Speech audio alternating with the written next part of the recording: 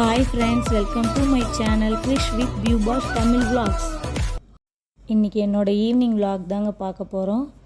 இன்றைக்கி இங்கே பார்த்திங்கன்னா ஒரு டைம் ஒரு 5 o'clock இருக்கும். இந்த டைம்லேருந்து என்னோடய ஈவினிங் ரொட்டீன் வந்து ஸ்டார்ட் ஆகிடுங்க. அதுக்குள்ளே கிறிஷ் குட்டி பார்த்திங்கன்னா ஒரே சேட்டை பண்ணிகிட்ருக்காரு. இப்படி திரும்பி வர்றதுக்குள்ளே ஏறி மேலே நின்றுக்கிட்டாரு. பால் அடுப்பில் வச்சுருந்தேங்க. தம்பிக்கும் பால் ஆற்றி கொடுத்துட்டு நம்மளும் ஒரு காஃபி போட்டுடலான்னு சொல்லிவிட்டு பால் காய்ச்சி அதையும் ரெடி பண்ணி வச்சுருந்தேன். பாலும் கரெக்டாக ரெடி ஆகிடுச்சி. கிறிஷு பால் இப்போ வேண்டான்னு சொல்லிவிட்டு ஒரே சேட்டை. அவள் விளையாடிட்டே இருந்ததால் சரி அதுக்குள்ளே நம்ம ஒரு காஃபி குடிச்சிட்டு அதுக்கப்புறம் வேலையை ஸ்டார்ட் பண்ணலான்னு சொல்லிவிட்டு நான் உட்காந்து காஃபி குடிக்க ஆரம்பிச்சிட்டேங்க. நான் இப்போலேருந்தே கொஞ்சம் டின்னர் ஸ்டார்ட் பண்ண ஆரம்பிச்சிடுவேங்க. ஏன்னா இந்த கிறிஷ் குட்டியை வச்சுக்கிட்டு கொஞ்சம் சீக்கிரம் முடிச்சிடணும். அதுக்குள்ளே அவருக்கும் பால் ஆறிடுச்சு. ஒரு இடத்துல வந்து உக்காந்தான். சரி இப்போவே கொடுத்துடலான்னு சொல்லிவிட்டு பாலையும் அவருக்கு கொடுத்தேன். அப்போவே ஏஞ்சி ஓட பார்த்தான். அப்படியே பிடிச்சி உட்கார வச்சு கொடுத்ததால கொஞ்சம் அப்படியே டிவி பார்த்துட்டே குடிச்சிட்டான். நான் டின்னர் செய்ய ஸ்டார்ட் பண்ணிட்டேங்க. என்னோடய ஹஸ்பண்ட் பார்த்திங்கன்னா நைட்டு 8:30க்கெலாம் வந்துடுவார். ஸோ அதுக்குள்ளே நான் இப்போ இருந்து ஆரம்பித்தா தான் அப்போ முடிக்க முடியும். நான் வந்து சப்பாத்தியும் சுண்டல் குருமாவும் செய்யலான்னு சொல்லிவிட்டு இன்றைக்கி பிளான் பண்ணி வச்சுருந்தேன். சரி ஓகே ஃபஸ்ட்டு முதல்ல இந்த அரைக்கிற இதெல்லாம் அரைச்சி வச்சிடலான்னு சொல்லிவிட்டு தக்காளியும் பச்சை மிளகாவும் போட்டு நல்லா கொஞ்சம் பேஸ்ட் பண்ணி வச்சிடலான்னு சொல்லிவிட்டு அதை ஃபுல்லாக கட் பண்ணி போட்டுட்ருந்தேன். இப்போ வந்து செய்ய ஆரம்பிச்சிட்டேன்னா கிறிஷ் குட்டிக்கும் கொஞ்சம் அப்பப்போ அவரையும் கவனிச்சிக்க கரெக்டாக இருக்கும். பொறுமையாக செய்வேன். இல்லைனா அவர் வர டைமில் கொஞ்சம் செய்ய ஆரம்பிச்சுட்டு அப்புறம் அவசரமாக செஞ்சால் அது செட் ஆகாது.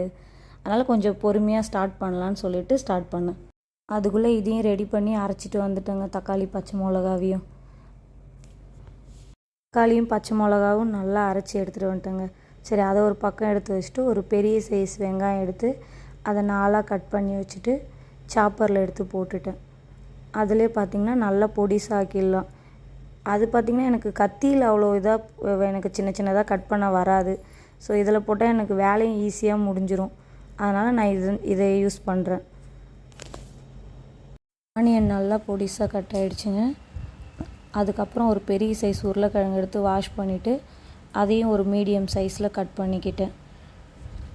அதுக்குள்ளே கிறிஷ் குட்டியை அழ ஆரம்பிச்சிட்டாங்க. அப்புறம் அவனையும் தூக்கி கொஞ்சம் நேரம் சமாதானம் பண்ணிவிட்டு அப்புறம் டிவி போட்டு விட்டால் கொஞ்சம் நேரம் உட்காந்துப்பான். அப்புறம் திரும்ப வந்து நான் அதை கண்டினியூ பண்ணேன். எனக்கு இந்த குருமாவுக்கு ஒரு உருளைக்கிழங்கு போதும். ஸோ அதனால் அவ்வளோ போதும். நான் அதை எடுத்து வச்சுட்டு சுண்டல் பார்த்திங்கன்னா நைட்டே ஊற வச்சுட்டேன். அது நான் முடிவு பண்ணி வச்சுருந்தேன் சப்பாத்தி சுண்டல் குருமா பண்ணணும் அப்படி சொல்லிட்டு. அதனால் அது நல்லாவே ஊறிடுச்சு.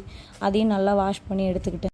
குருமா செய்ய ஸ்டார்ட் பண்ணியாச்சுங்க. குக்கர் வச்சு ஹீட் ஆனதும் கொஞ்சம் தேவையான அளவு ஆயில் ஊற்றிட்டேன். அப்புறம் பட்டை லவங்கம் ஹோல் மசாலா எல்லாத்தையும் போட்டுட்டு கொஞ்சம் நல்லா அதையும் வதக்கி விட்டுட்டு இருந்தேன்.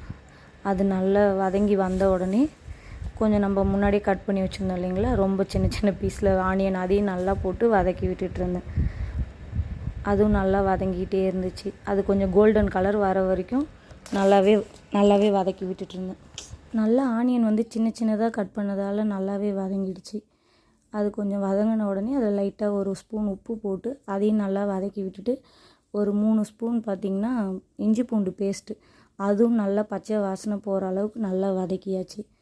வதக்கி முடித்த உடனே அதுக்கப்புறம் நம்ம அரைச்சி வச்சுருந்தோம் இல்லைங்களா, தக்காளி பச்சை மிளகா அதையும் எல்லாத்தையும் அது கூடவே சேர்த்து நல்லா மிக்ஸ் பண்ணி விட்டுட்டுருந்தேன். அது நல்லா பச்சை வாசனை போக அதுவுமே நல்லா கொதிக்கணும். இப்போ பார்த்திங்கன்னா கொதித்து நல்லாவே வந்திருக்கு.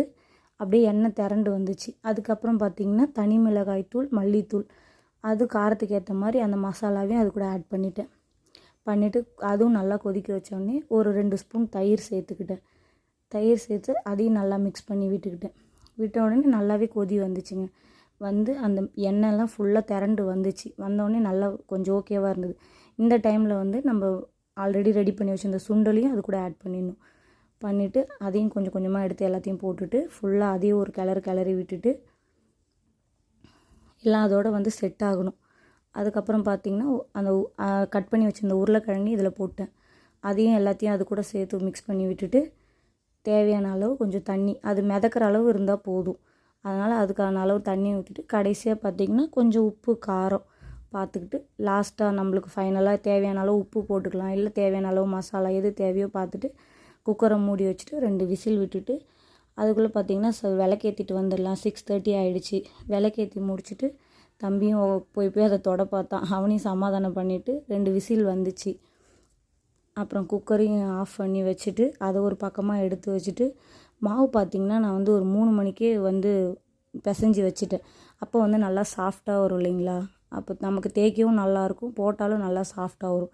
நம்ம உடனே போட்டு பிசைஞ்சு எடுக்கும்போது நல்லா வராது. கொஞ்சம் ஊற வச்சு எடுக்கும்போது தான் நல்லாயிருக்கும். அப்புறம் பார்த்திங்கன்னா அந்த பக்கமாக ஒரு சைடு சப்பாத்தியும் போட்டு முடிச்சிடலாம் அப்படின்னு சொல்லிவிட்டு அந்த சைடு கல்லை வச்சுட்டு இந்த சைடு தீத்திட்டு அந்த வேலையும் முடிஞ்சுது. அவ்வளோதாங்க என்னோடய நைட்டு டின்னர். சப்பாத்தி வித் சுண்டல் குருமா முடிஞ்சுது என்னோடய வேலை இன்றைக்கி. தேங்க்யூ.